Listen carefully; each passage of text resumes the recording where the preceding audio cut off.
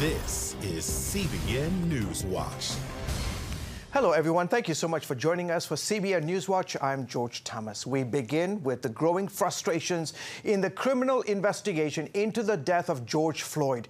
Derek Chauvin, the officer involved in George Floyd's death, has been taken into custody this afternoon. New information is coming to light about Chauvin, who was seen with his knee on Floyd's neck for 9 minutes until he lost consciousness and died. Police records now show Chauvin faced 18 previous complaints during his career with the Minnesota Police Department. The FBI has now also joined the probe with the Department of Justice, calling it a top priority. Overnight, law enforcement arrested more people, including a CNN reporter, leading Minnesota Governor Tim Walz to send the National Guard in. Amidst the protest, Minneapolis's police chief officer offering this condolences. I'm absolutely sorry for the pain, the devastation, and the trauma that Mr. Floyd's death has left on his family, his loved one, our community here in Minneapolis, and certainly across the country and the world. President Donald Trump tweeted that the turn toward violent protest doesn't honor the memory of Mr. Floyd. And the latest on the coronavirus care crisis, New York City, the epicenter of the pandemic in this country, inching closer to taking its first steps towards reopening. But infections and deaths are still rising. The mayor of New York City saying phase 1 is likely to begin in the next 2 weeks, with 200 to 400,000 New Yorkers returning to work. New York Governor Cuomo signed an executive order Thursday prioritizing private businesses to, authorizing private businesses to deny entry to people without face coverings. That store owner has a right to protect themselves. Meanwhile, Texas Governor Abbott announcing overnight that fans will be allowed at professional sporting events in most counties at 25% capacity starting today. This as the Boston Marathon, which was postponed earlier this year, as you recall, has been canceled for the very first time in its 124-year history. President Trump's Twitter war in recent days is something many conservatives aren't surprised about, saying they've been the target of censoring by social media companies for years. And after the president was censured, he is fighting back. Jennifer Wishon explains. Prager University is a conservative media mega house. Its videos have been viewed 3.4 billion times and counting. Nearly 4 million people follow them on Facebook. But a recent Facebook notification handicapped the organization. An independent fact checker had flagged this 1-minute video. It exposes this widely viewed video of an emaciated polar bear as a deception promoted by climate change activists. Facebook calls it fake news, and to punish Prager, it's limiting distribution of its posts. What Facebook is doing, they're trying to keep their hands clean, and they're using these third-party fact checkers to be the truth tellers and to determine what is true and what is not. So, unfortunately, it's very easy to weaponize this and to target organizations like us at PragerU. This comes just days after Facebook appointed the first 20 members of its new oversight board. Only 5 are American, and that's raising red flags since the board has signaled an intention to adopt global, not American norms on free speech. If you're going to pass judgment on American free speech, then have Americans do it. It's still going to be problematic. It's still going to be a huge problem because it's going to be dominated by leftists. But at least in theory, they're grounded by the Constitution, not something that came out of Slovakia. President Trump is sounding the alarm. He signed an executive order that removes the liability shield social media companies currently enjoy because they're considered neutral platforms. Trump says they're anything but. What they choose to fact check and what they choose to ignore or even promote is nothing more than a political activism group or political activism, and it's inappropriate. Overnight, Twitter posted a notice the president violated its rules on glorifying violence, flagging this tweet about continuing violent protest in Minneapolis. This after the platform added a fact-checked warning to 2 of his tweets about mail-in voting. Facebook CEO Mark Zuckerberg recently took a different tone than Twitter or even his own newly appointed oversight board, saying, "I don't think that Facebook or internet platforms in general should be arbiters of truth." The easy solution would be for the president, PragerU, and other conservative groups to get off the platforms that are censoring them. But that would take them out of the marketplace of ideas, where they can potentially reach billions. We know that if people hear conservative ideas, conservative values, that they will be, one, open to them, and two, convinced, and we could change their mind. The reality is, when you combine social media giants and Google, they are the internet. It's hard to use it without them. That's why PragerU and other groups plan to keep fighting to be heard, viewed, and shared. Jennifer Wishon, CBN News. Thank you, Jennifer. The U.S. Education Department office ruled Thursday that a Connecticut policy that allows transgender athletes to compete in girls' sports violates the civil rights of female athletes. The ruling comes after 3 girl track athletes sued the state athletic conference for forcing them to run against transgender athletes, biological boys who say they are girls. The Office of Civil Rights said in a 45-page letter the policy is a violation of Title IX, which guarantees equal education opportunities for women, including in athletics. It also said it may seek to withhold federal funding if the state doesn't bring the policy into alignment with Title IX by June 4th. Alliance Defending Freedom attorney Christiana Holcomb is representing the students, and she joins me now for more. Great to have you on the broadcast. So listen, what has been the reaction like from students involved and in the community since this ruling? Well, the students are absolutely thrilled. You know, the female athletes have been through a lot over the course of the last 3 years, losing out on state championship titles and podium spots, advancement opportunities.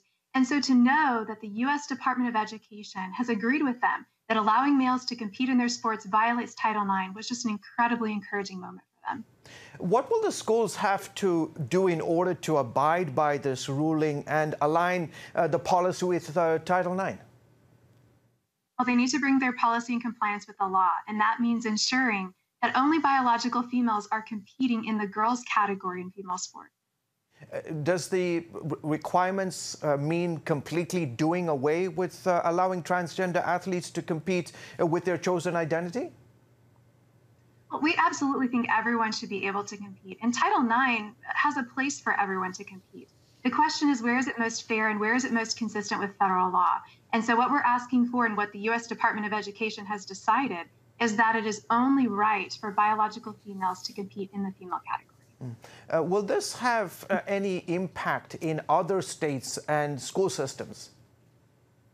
Well, I certainly think that this is something that universities and athletic associations across the country should take note of.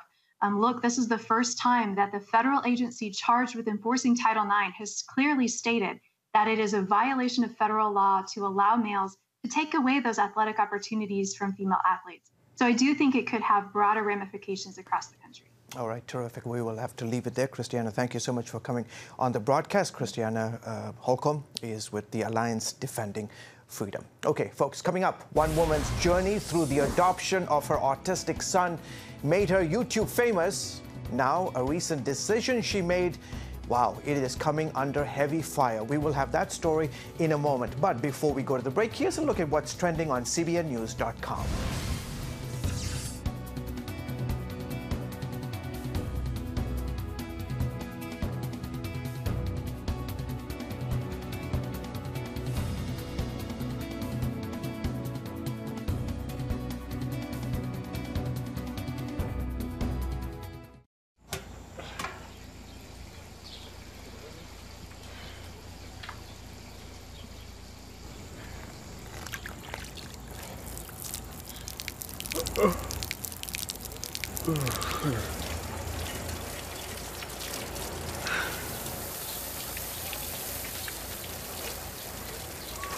Life is better with a good night's sleep. Get your free DVD or booklet of Protect Your Sleep. as the world watches from the outside. It's a big diplomatic tug of war here in the Middle East. Go inside the story with Jerusalem Dateline. Israeli archaeologists are talking about a discovery that could change the thinking about the Temple Mount. Join CBN Jerusalem Bureau Chief Chris Mitchell and get the biblical perspective on the events shaping the world. It's what starts in Israel, then ends up going to other places. Watch Jerusalem Dateline, Friday night at 9:30 on the CBN News Channel. Life. It's meant to be lived fully. Jesus said it. I came to give you life. Life to the fullest. Life in your family. Life in your finances. Life in your body, mind, and spirit. Life in your everyday.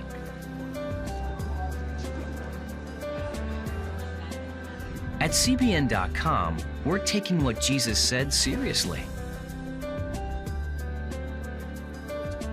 We're here to help you discover life. Life. Live it fully. CBN.com.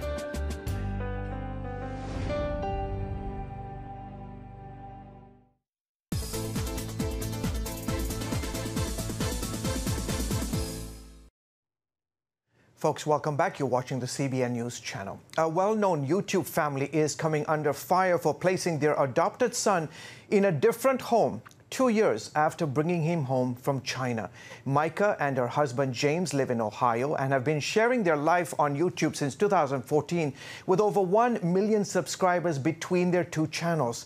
Well, in 2016, the couple began documenting their journey through the adoption process as they raised money to bring their soon-to-be son home. When they found out that he had special needs, they shared how God worked in their hearts to continue with the adoption. After bringing their son Huxley to the States 2 years later, he was officially diagnosed with autism in September of 2019. Well, in an emotional update that has received massive criticism, the family shared a video this week announcing they have placed Huxley in a different home. We've never wanted to be in this position, and we've been trying to get his needs met and help him out as much as possible. It's really hard, isn't it? I mean, we truly love him.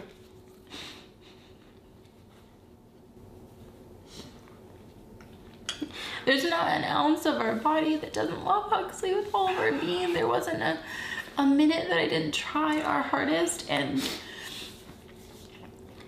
I think what Jim's trying to say is that after multiple assessments, after multiple evaluations, numerous medical professionals have felt that he needed a different fit and that his medical needs, he needed more. The couple said they had stayed silent until now to give Huxley privacy and for legal reasons. They also said he has now been placed with, quote, the perfect match. My next guest has worked for several years with orphans and vulnerable children around the world. Karen Springs is a native of Washington State and spent 14 years living in Ukraine, where, among other things, she became a passionate advocate for adoption and helped dozens of families through the adoption process. Well, Karen has a new book out this week. It's called Adoption Through the Rearview Mirror, Learning from Stories of Heartache and Hope. Karen, welcome to the show. Micah and her husband got a lot of backlash for their decision to give up Huxley. How common is this? Yeah, well, first of all, it's an incredibly complex issue, and adoption, the term in the adoption community is adoption disruption or rehoming, putting the child in a different home. And I think in their situation, it's even more interesting and unique because they chose to be YouTube stars and put their children on the platform. So now people were wondering where their son went. But it's not something that's talked about, but there are many instances when children are placed in other homes, and the reasons vary. So this one is hard to comment on because I don't know the depth of the situation. But anytime a child has to go into another home is a very sad situation for sure. Yeah. You interviewed 63 adoptive families for this new book of yours. What was your goal in telling their stories? Well, I think that as with social media, everyone tends to promote the beautiful parts of adoption and promote it in a way that everyone wants to do it. And even this woman, this YouTube star, she talked, got these followers about how she was doing this international adoption. But then I think what happens is it gets hard and suddenly people don't know what to do. And so I wanted to give voice to the harder side of adoption, but also show how God works in that. What were the biggest challenges for the families you interviewed? I think that some of the biggest challenges, one of them that I focus on in the book is about the integration of the biological children that they had in their home with the newly adopted children. I think sometimes people glamorize, they think, oh, we're getting a new sibling and we're getting a sister or we're getting a brother. And the kids also have just a rose-colored glasses of what getting a new sibling will mean. But often families aren't prepared to the depth of the history of trauma that a child has had, or all the ways that their family is going to forever change for better or worse because they've added a new child to their home. So I deal a lot with why that transition is hard. And also from the advice that of the families I interviewed, they share about things they wish they'd done differently, or just encouragement for how families can better integrate their children once they come home. Yeah, when you had your home in Kyiv, Ukraine, the capital city, you started this ministry to invite families who were coming in, who were planning to adopt from Ukraine, and give them a safe place and kind of help them through the process. And now you come back to the United States and you crisscrossed the country interviewing all these folks. What was that whole process like? Oh, it was amazing. As you mentioned, I spent 14 years living in Ukraine and, had made trips back to the U.S. to visit family. But this time I got in my car and literally drove across the entire United States, and it was intimidating at first, and I was nervous. I hadn't seen some of these families in many years, and here I was walking into their homes and saying, will you share with me the vulnerable parts of your story, the parts you don't talk about on Facebook, the parts that even maybe some close friends don't know about, and will you trust me with your story to share it? So it was an amazing and sweet experience to reconnect with these families who I had first met in Ukraine. What are you hoping that readers will gain from reading your book? I think my biggest hope was that families would feel that they're not alone. I already heard back from an early reader who's an adoptive mom, and she's going through just a hard season with her daughter. And she said as she read it, it was just like she felt heard and she felt seen. And it was that reminder that God is also still writing the story. A lot of the end of the book just kind of focuses on what does it mean to have a rear view perspective, but recognize that you're still going forward. So you have to look back at where you've come from, but ultimately God is still writing these stories. And so we have to trust that he is working. And so that is my hope, that families will feel heard and understood, but also recognize that God is still at work. Yeah. What should people know about adoption? Oh, that's such a big question. I think one of the terms we use is it's broken and it's beautiful. And some people experience one of those words more than the other. And I wish you could say that every broken story had all these beautiful elements, but some stories are just really hard. So, but I also believe that children deserve to be in family. And so for that reason, as believers, we can enter prepared. We need to be prepared, but to welcome kids into our homes, be prepared to parent them well. But every child deserves a loving family. And that's also the heart of this book. Yeah, terrific. Well, we have an organization here at CBN called Orphans Promise, and they have clearly moved away from this idea of funding orphanages and now insisting that children be involved and be part of a loving family. Karen, thank you so much for coming on the show, and congratulations on the book. By the way, you can find out more about adoption through the review mirror, learning from stories of heartache and hope at Karen's website, karensprings.com. Okay, folks, after the break, the story of a teenager getting a secret abortion, how Planned Parenthood was involved. On October 1st, 1961, history was made when a tiny station began transmitting the first signals of the Christian Broadcasting Network. CBN, the Christian Broadcasting Network. And now, a new era has begun with the all-new CBN News Channel. Just moments ago, the Iron Dome intercepted an incoming rocket right on the Gaza border. Administering in this area, spiritual warfare is definitely involved. A 24/7 news network, bringing you the news you want from a source you can trust. In Kenya, 40% of the medical services are actually provided by these Christian hospitals. Let's talk about the economy. Believers here are joining together to win people to Jesus Christ. All your favorite shows now in one place. Go to cbnnewschannel.com to find out how to get the CBN News Channel on your TV all day, every day. CBN News.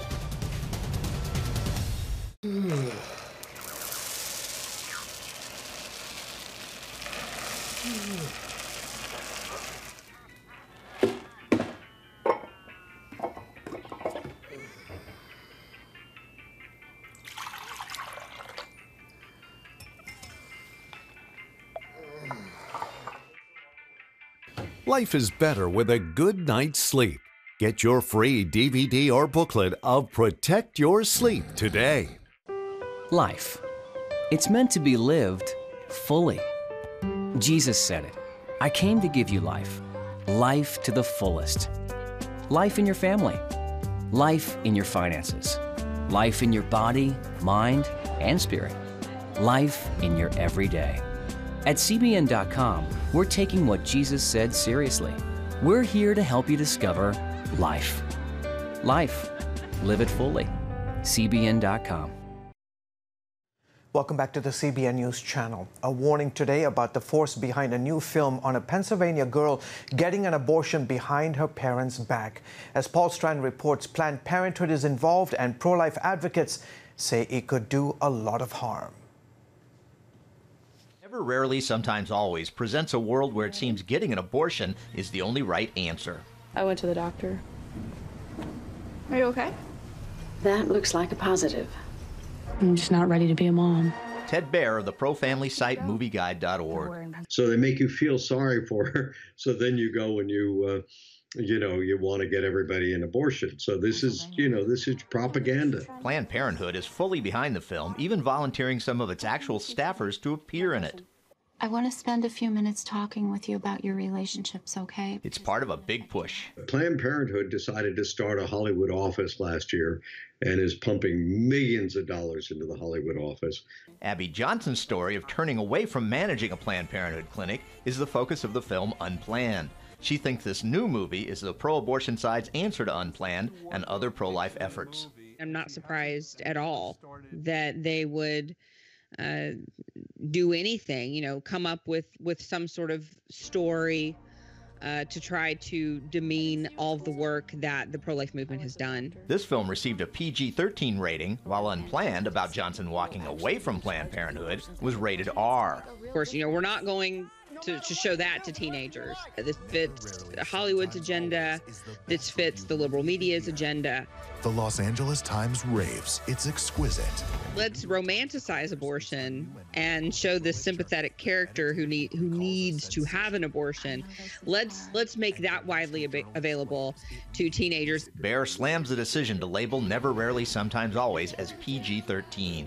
Especially for a movie like this, that's a propaganda movie for them to have illicit sex and to disobey their parents and to head off to get an abortion in New York City. We see how young people are being manipulated every single day into believing that abortion is normal, into believing that taking the life of a human being is normal. Contrast that to the 5-part series now on pureflix.com, Beautiful Lives.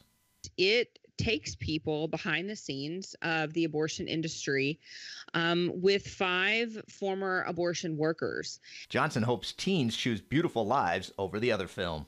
I think it would show them the stark reality of what abortion really is. Bear is calling on the 125 million church-going Americans to use their considerable clout on Hollywood and stay away from movies like Never, Rarely, Sometimes, Always. Actually, the church has a lot of leverage just by numbers because they need those people. And he encourages everyone upset over these movies to let Hollywood know they're upset. Every letter that goes into the studio, they figure that represents 1,000 people. Paul Strand, CBN News, Washington. Up next, we remember the life of an important Christian leader and the legacy he left behind.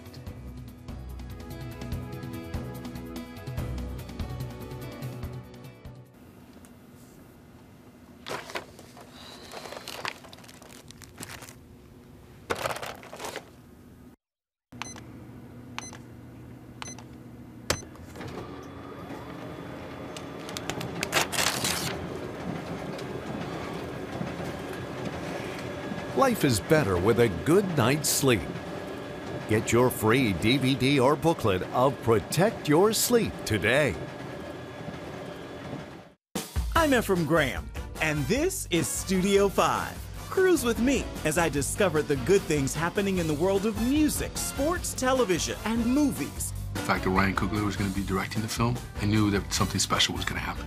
We'll chat with artists at the forefront of entertainment and explore the connection between popular culture and faith. I asked my pastor, I said, well, does that mean I'm supposed to be a preacher? He says, well, no, you already have a pulpit. Watch Studio 5, Wednesday night at 9:30. Remember for a moment what it was like to be a child. You believed every story you were told. You saw a world full of endless possibilities. What stories will the world's orphaned and at-risk children believe? We believe the Bible tells the only story truly worth believing.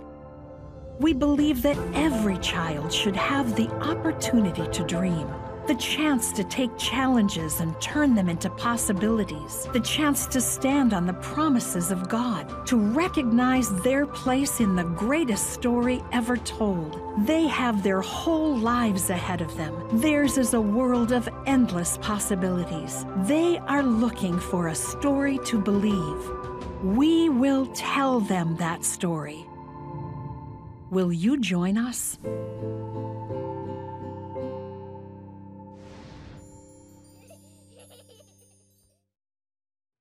Welcome back to the CBN News Channel. An online memorial service today celebrated the life and legacy of Christian evangelist and apologist Ravi Zacharias, who recently passed away from cancer at 74 years old.